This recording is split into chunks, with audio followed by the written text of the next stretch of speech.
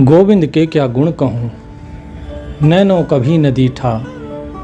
राम कहे जो जगत गति पावे, तो खांड कहे मुख मीठा। कबीर जी ने ये जो दोहा बोला, ये तब बोला जब लोगों ने उनसे पूछा कि भाई कबीर तुम राम राम करते हो, क्या तुम्हें राम मिल गया? और हमें देखो हम भी राम राम करते हैं। तो कबीर जी ने भी पूछा क्या तुमने देखा? बोले नहीं हमें तो नहीं मिला, तुम ही कहते हो राम राम बोलो राम राम बोलो। कबीर जी बोले कि तुम्हारे राम कहने में और मेरे राम कहने में भेद है। बोले अच्छा तो बताओ कैसा है वो, हमने तो नहीं देखा, तुमने देखा है, बताओ निर्गुण है कि सगुण है वो, कैसा है वो?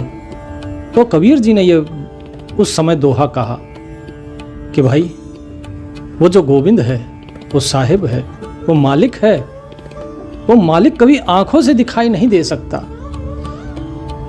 वो इन इंद्रियों और मन से परे है, वहां पर इंद्रियों और मन की पहुंच नहीं है। तो मैं उसका क्या गुण बखान करूं आपको?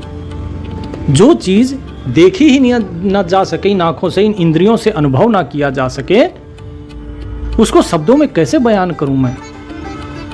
और रही बात राम नाम की, तो अगर राम राम कहने से ही अगर परमात्मा मिल जाता तो फिर तो खांड खांड कहने से मुख मीठा हो जाइए। तो ऐसी ही बात हुई। क्या खांड खांड कह के देखो मुख मीठा होता है? नहीं होता है ना। तो राम राम कहने से भी वो राम नहीं मिलता है। यही चीज कबीर जी ने दोबारा कही थी। वाणी जो कबीर जी ने कही है, बस उसमें थोड़ा सा बदलाव होता था, क्योंकि वो कभी जैसे आकाश के लिए कभी नभ का शब्द का इस्तेमाल किया, कभी अंबर का, कभी धौल का, कभी जो है गगन का, कभी कुछ। संतों की वाणी है, उसमें बहुत से आपको अलंकार मिलते रहेंगे, बस उनको समझने की जरूरत है। कबीर जी ने बार बार कहा है, राम राम करता सब जग फिरे, राम न पाया जाए, अगम अगोचर हद बढ़ा। कि भाई वो अगम है, अगोचर है, बहुत बड़ा है, विशाल है, उससे बड़ा कोई है ही नहीं। अलख न लख आ जाए, वो अलख है, उसे देखा नहीं जा सकता, उसे जाना नहीं जा सकता, उसे अनुभव के द्वारा ही जाना जाएगा। और वो अनुभव कौन देगा? वो तो सतगुरु देगा। तो कबीर जी की और रामानंद जी की जब वार्ता हुई थी, कबीर जी पहुंचे तो रामानंद जी जो उनके गुरु थे वो पूजा में बैठे। अब पूजा में बैठे, इस प्रसंग को ध्यान से सुनिएगा, बहुत सी आपकी शंकाओं का समाधान होगा। रामानंद जी जो है भगवान राम की, कृष्ण की, इनकी मूर्तियां रखी हुई और उनकी पूजा कर रहे हैं। अब पूजा करते समय कबीर जी पहुंचे, शिष्यों ने रोका कि भाई क्या हुआ? तो बोले कि स्वामी जी के पूजा में एक सामग्री कम है। बोले किस चीज की? बोले तुलसी के पत्तों की। रामानंद जी ने अंदर सुनी आवाज तो उन्होंने देखा और वास्तव में उसमें तुलसी के पत्ते कम थे। बोले कौन लाया है? बोले गुरुदेव मैं हूं कबीर, आपका शिष्य। बोले ठीक है, आ जाओ, अंदर आ जाओ। शिष्य बोले गुरुजी ये एक जुलाहा है। बोले तो क्या हुआ? रामानंद जी का जाति का भेद तो कबीर जी ने पहले ही तोड़ दिया था, आज बारी थी एक अलग लीला की। अब जब कबीर जी अंदर गए तो उन्होंने देखा कि मूर्ति पूजा चल रही है। तो कबीर जी ने कहा, बोले गुरुदेव पूजा है? बोले हाँ। बोले किसकी? बोले अरे भगवान की ये रहे। बोले गुरुजी आपका इतना निर्मल मन होते हुए भी आप मूर्ति पूजा कर रहे हैं, कहाँ है भगवान? बोले ये हैं भगवान। कबीर जी बोले नहीं, ये भगवान नहीं है, भगवान तो वो है जो कण कण में व्याप्त है, जो मुझ में व्याप्त है, जो आप में व्याप्त है। बोले अच्छा। बोले क्या हर एक को मूर्ति पूजा करनी चाहिए? कबीर जी ने पूछा। बोले कि नहीं, अगर मन किसी का निर्मल हो गया है तो नाम स्मरण ही काफी है। आप नाम सुमिरन करो और नाम सुमिरन से ही बेड़ा पार हो जाएगा। कबीर जी बोले कि गुरुदेव, आप जिनका इतना उत्तम निर्मल मन, जो सबके चराचर की सोचते हैं, सिर्फ एक ही जो त्रुटि थी कि आप जो जातिवाद को लेके जो लगे हुए थे वो भी आपने बंधन तोड़ दिया, तो अब तो कोई बंधन बचा नहीं है, अब इस मूर्ति पूजा के बंधन में क्यों पड़े हैं? बोले बात तो तुम सही कह रहे हो। और वहीं से ही रामानंद जी ने मूर्ति पूजा छोड़ दी और नाम जाप शुरू कर दिया। लेकिन अभी वार्ता खत्म नहीं हुई। उन्होंने पूछा, बोले कबीर, राम नाम तो जपना पड़ेगा, ये तो मान लिया, लेकिन क्या शास्त्र ये नहीं कहते हैं कि हमें ये पूजा वगैरह भी करनी चाहिए? कबीर जी ने कहा नहीं, ऐसा नहीं है, शास्त्र इसके विरुद्ध बोलते हैं। शास्त्रों में कहीं नहीं लिखा है, किसी वेद में नहीं लिखा है कि आप मूर्ति पूजा कीजिए। क्या गीता में भगवान कृष्ण ने कहा कि मूर्ति पूजा करें? क्या श्री राम ने कहा कि मूर्ति पूजा करें? आप जो मूर्ति पूज रहे हैं, आप कहते हैं ये भगवान है। दो चीजें हैं, एक ये मूर्ति भगवान है और दूसरा इस मूर्ति में भगवान है। अगर आप कहेंगे मूर्ति भगवान है तो गलत है, और अगर आप कहेंगे मूर्ति में भगवान है तो सही है। बोले दोनों एक ही बात तो हुई है। बोले नहीं गुरुदेव, दोनों एक बात नहीं है। सब घट मेरे साइया सुनी सेज न कोई, और बलिहारी वा घट की जा घट परगट होए। बोले गुरुदेव, वो परमात्मा हर एक के हृदय में विराजमान है, और हर एक के हृदय में विराजमान होते हुए भी हम उससे अनभिज्ञ हैं। मैं तो उसे प्रणाम करता हूं, उस भक्त को मैं प्रणाम करता हूं जिस भक्त के हृदय में वो भगवान प्रकट हो जाते हैं।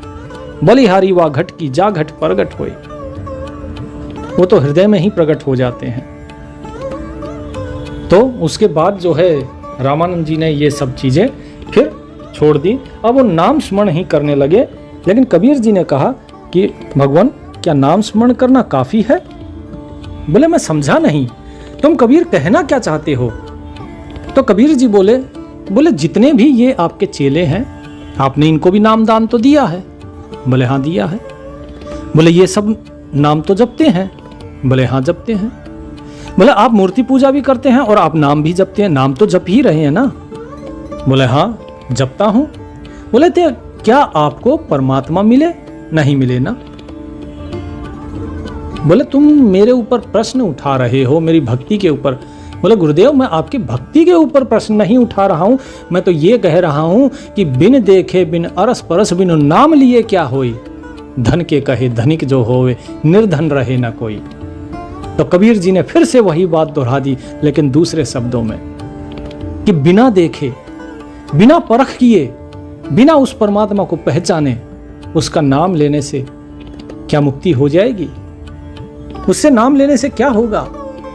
जिस तरह धन धन कहने से व्यक्ति धनिक नहीं होता, उसके लिए उसे मेहनत करनी पड़ेगी, उसे कष्ट करना पड़ेगा, श्रम करना पड़ेगा, फिर धन आएगा, फिर वो धन इकट्ठा होता जाएगा, तब व्यक्ति धनिक कहलाएगा। इसी प्रकार खाली नाम लेने से तो वो व्यक्ति उस परमात्मा को नहीं प्राप्त कर सकता है। तो रामानंद जी ने कहा कि नहीं, ऐसा तो नहीं है। हमने तो यही सुना है, जो हमारे गुरुदेव ने भी यही कहा कि कलयुग केवल नाम आधारा, सुमिर सुमिर जन उतरे पारा, कि कलयुग में केवल नाम ही आधार है और इसी को सुमर के ही पार हो जाएंगे लोग। बोले आपके गुरुदेव ने सत्य कहा, नाम स्मरण से ही पार होंगे, कलयुग में नाम ही आधार है। बोले कबीर, मैं समझा नहीं। तुम एक तरफ तो ये कहते हो कि नाम जपने से हम पार नहीं होंगे, और दूसरी तरफ तुम ये कहते हो कि नाम जपने से ही पार होंगे। तुम अपनी ही बात का विरोध कैसे कर सकते हो? रामानंद जी ये तो जानते थे कि यदि कबीर कुछ कह रहे हैं तो निरर्थक नहीं हो सकता। वो ज्ञानी, वो महात्मा जिसने मुझे सही रास्ता दिखा दिया हो, वो कभी निरर्थक कुछ कह ही नहीं सकता। तो बोले कबीर, तुम बताओ फिर, क्या नाम लेने से, क्या स्मरण करने से परमात्मा का मुक्ति नहीं है? तो कबीर जी ने कहा, जिन गाया पाया नहीं, अन गाये ते दूर, जो कोई गावे प्रेम ते, उसके सदा हजूर। अर्थात कि जिसने उस परमात्मा को गाया है उसने उस परमात्मा को कभी पाया नहीं है, उस साहिब का कभी दीदार नहीं किया। और जिसने नहीं गाया अर्थात जिसने उसका नाम स्मरण नहीं किया उसको तो वो बिल्कुल भी नहीं मिलता है।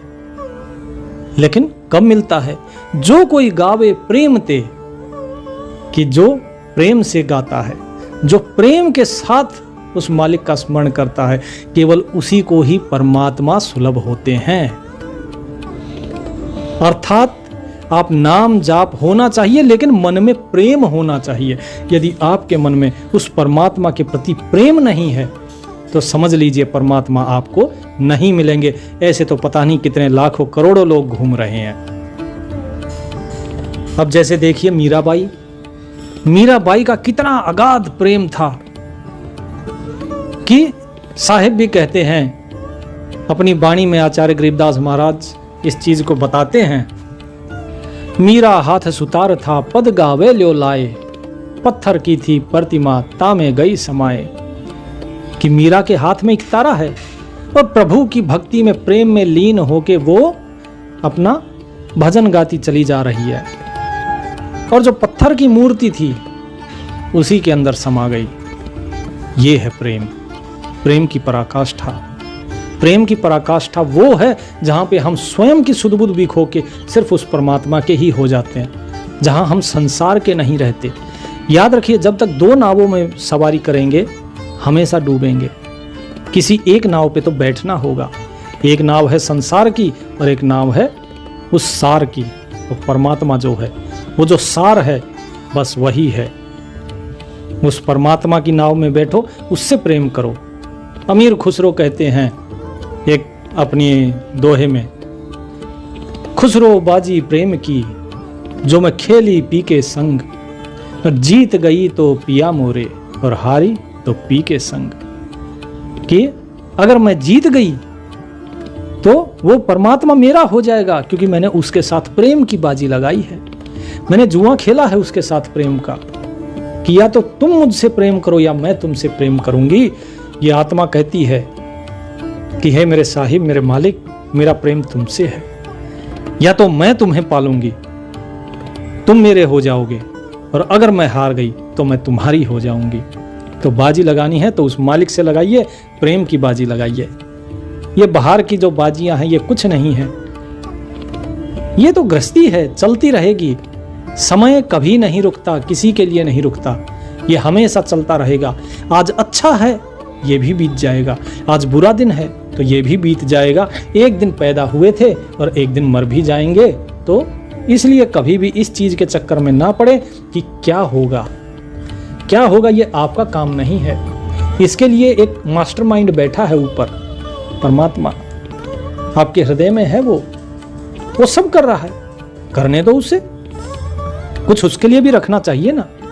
आप सिर्फ आनंद में रहो। कबीर जी यही कहते हैं अपने गुरुदेव से कि गुरुदेव आप उस मालिक की मौज में रहिए, प्रेम रखिए बस, और प्रेम के साथ उसका आनंद लेते हुए जो है बस उसी के ध्यान में लीन हो जाइए। रामानंद जी की आंखों से आंसू छलक उठे। उनको समझ आ गया कि इतना समय उन्होंने जो निकाल दिया इस संसार में, बोले मैंने अपने लिए कुछ किया ही नहीं। मैंने इन मूर्तियों के प्रति प्रेम जगाया, मैंने लोगों के प्रति प्रेम जगाया, लेकिन मैंने कभी उस परमात्मा के प्रति अपने अंदर प्रेम जगाया ही नहीं। मुझे कोई ऐसा मिला ही नहीं, मैं ही दूसरों का गुरु बना रहा, लेकिन मैंने कभी शिष्य बन के ये सोचा ही नहीं कि मैं दूसरों को जो ज्ञान दे रहा हूँ थोड़ा मैं भी अमल कर लूँ। बोला कबीर आज तुमने जो है मेरे जो अज्ञान के पट थे वो दूर कर दिए और मेरे ज्ञान चक्षु खोल दिए। और उसके बाद रामानंद जी कभी एक जगह नहीं टिके। उन्होंने छोड़ दिया वो डेरा और वो प्रेम के गीत गाते हुए उस परमात्मा का नाम लेते हुए और निकल लिए भक्ति मार्ग पे।